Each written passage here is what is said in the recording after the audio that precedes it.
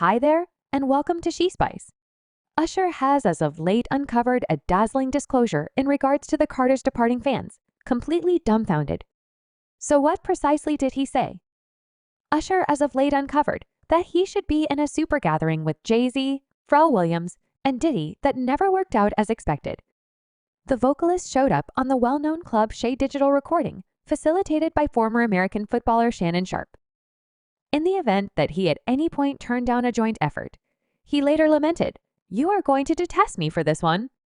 I didn't say no. I didn't say definitely. I feel that we just got up to speed. We as a whole made up for lost time at the time we were discussing it and having secret gatherings about it." He added that we were discussing music, how we planned to flip it, and the matter of it some way or another. We just got diverted, and it never happened. That is one that I really wish would have happened. Usher has worked with Diddy, Jay-Z, furthermore, Williams independently anyway. The four craftsmen have never made a melody together. In 2002, he was highlighted on Diddy's main 3 bulletins. "I Want a Young Lady PT." Usher likewise joined the Terrible Kid Records organizer on the opposite side, a recognition for the late Michael Jackson years after the fact the Atlanta vocalist worked with both Jay-Z and his significant other Beyoncé on his 4th studio collection. Here I stand. H has a section on the best thing, and the last option was on the remix of Affection in this club on Usher's 2012 Searching for Myself collection, which bounced on the collection cut. Ben Frala and Jay-Z have both been to super gatherings. Neptune's maker collaborated with Lupe Disaster. Furthermore, Kanye West framed Kid Radical Trooper in the 2000s. The Stone Country magnate was once in a New York-based aggregate with J. Rule and DMX last year. Usher was reported as the featured act at the current year's Super Bowl halftime show, beginning around 2019. Jay-Z has been a music tactician for the NFL, and one of his occupations incorporates creating the sought-after presentation with his association with Jay-Z and his strong companions. Usher has most certainly come into close contact with their mystery lives and explicitly Jay-Z's really confidential spouse and artist. Beyoncé, you see, is referred to as one who rushes to impart her business to the world, and fans are quite recently finding out that the justification for this could be that she has a few skeletons she wants to stow away from the world. There have been rumors that Beyoncé may be connected to the baffling Illuminati bunch. One normal case is the regular utilization of imagery related to the Illuminati. For example, the omnipresent eye or pyramid symbolism in their music recordings and collection covers.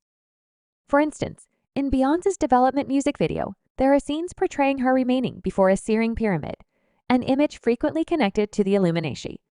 Furthermore, there have been charges that Ba has been liable for finishing the vocations of a few craftsmen, one of them being Lauren Slope.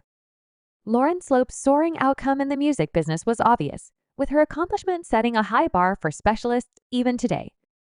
What puzzles many is the manner in which her profession rapidly blurred in the wake of delivering only one collection, notwithstanding her gigantic ability and potential for significantly better progress. Quite a while back, Lauren Slope, at 23 years old, arrived at the pinnacle of her notoriety with her historic independent collection. The misinformation of Lauren Slope preceding this earned her respect as a component of the hit Bounce Bunch. The Fug G's Close by Whitecliff, John and Pra's performance debut turned into a sensation, selling a large number of duplicates and procuring her 5 Grammy grants, making her the main female craftsman to remarkably accomplish such an accomplishment in a solitary evening. Her collection likewise impacted the world forever as the first hip-hop themed work to win the lofty Collection of the Year Grammy, curiously around a similar time. Lauren's performance vocation was taking on another capable craftsman, which was starting to cause disturbances in the pop scene. A 16-year-old craftsman who might ultimately go by her most memorable name alone. Beyoncé ventured onto the scene with Fate's Kid and their self-named debut collection. Intriguingly, there exists an unobtrusive degree of association between these two symbols. Predetermination's Kid teamed up with WLEF following right after them. No, denoting the arrival of their first fruitful single that rose to the summit of R&B outlines. Everything considered, a firmly interwoven story unfurls as one star's direction waves another blade to the point of convergence. Lauren Slope supposedly declined a lead role in the Hollywood creation. Charlie's Heavenly Messengers falls in line with a particular brand of women's rights, considering this choice in a meeting. Slope commented that men like it while you sing to them yet step out and attempt to control things, and there are questions. This is an industry where they won't ever toss the virtuoso's title to a sister, curiously. Lauren Slope's underlying A Taste of Progress came through acting in 1991 when she made her presentation Close by Jean in a hip-bound variation of Shakespeare's Twelfth Night named Club An. Perceiving her potential, a headhunter found Slope and got her a job on the drama.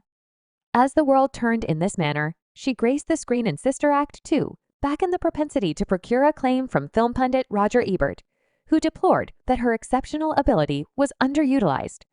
Slope's acting process likewise drove her to Stephen Bein-Biji's head honcho. Step by step, the heaviness of the superstar started to negatively affect Slope. Her days turned into a hurricane of visits, film projects, and, what's more, music creation with even the demonstration of shopping was spoiled by the steady presence of paparazzi. Accordingly, she headed out in different directions from her director, pulled out from the public eye, and embraced another routine revolved around the Book of Scriptures, which concentrated on meetings. These classes were held 5 days a week and were led by a figure known as a sibling. Anthony left a significant effect on her, considering this period would later tell Drifter in 2003. "I had a tape of his lessons that is sick. F me up. I can't actually make sense of it being some strange man. It was some genuinely distinct difference." The other light, Beyoncé, and her groupmates contributed the engaging hymn Autonomous Ladies Part 1 to the film soundtrack. As the situation transpired, one star seemed to blur from the media spotlight, while the other kept on stunning across different distributions, gracing the pages of Sports Outline Vogue, GQ, and surprisingly, the women's activist magazine Miss One Illuminator displayed a gift for verses, consistently mixing rap and tune to investigate subjects like governmental issues, love religion, and testing the impact of corporate media. Conversely, the other gray floated towards additional superficial pursuits, fixating her consideration on nightlife. By extending a picture of charm and praising her monetary autonomy as she explored feelings of grief and transitory sentiments in this manner, it became exposed that the tune highlighted in Charlie's Heavenly Messengers had been given to Beyoncé after she declined the film job anyway. Beyoncé's remaining in the music business hasn't been without its discussions. She's been related to an eagerness to exchange creative uprightness for open doors and acknowledgement generally.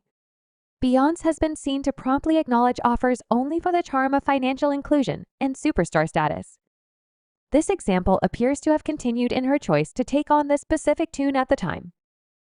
Lauren could never have guessed that this apparently little demonstration would have such sweeping ramifications for the direction of her own vocation.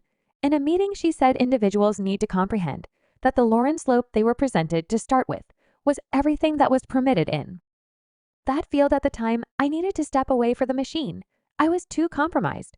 I felt awkward, grinning right in front of somebody when I truly could have done without them or realized them all around. Okay, besides, when Beyoncé was in the middle of selling her spirit, Lauren was in the middle of acquiring all the otherworldly air, as misinformation remains as an impeccably created showstopper rejuvenated through the cooperative endeavors of a different outfit of performers its verses stay. Unparalleled articulations of both despair and resurrection, representing icing freedom from the imperatives of society, and an unfaltering dependence on a higher power, moreover the total collection Odysseus. Introduced by Beyoncé and Lemonade in 2016, offers a similar lucidity to the bound-together vision of misinformation. Beyoncé, who incorporated an X component during her 2014 On the Run visit, has recognized the impact of misdirection on her own imaginative articulation. Hypotheses re-emerged as Beyoncé was known for taking part in trials that were beneficial to her fans. Again, they condemned Beyoncé for what they saw as appropriating an unbelievable tune for her own acclaim. The feeling developed that Beyoncé decided to sing Lauren a melody to improve her prosperity and excitement. At any rate, another craftsman who appears to have faced a similar outcome as Lauren was Carrie Hilson. Beyoncé was blamed for totally obliterating Carrie Hilson's vocation after claims from the Bee Colony that Carrie had tossed conceal at Sovereign Honeybee in her hit tune, Turning Me On. Although the verses didn't expressly specify Beyoncé's name, a large number accept that a few lines from the Turn Me On verses were a stinging assault on Beyoncé. Your vision is overcast, assuming that you believe that, to the best of your ability, she can sing, yet you need to move it to the left. Subscribe She Spice for more videos.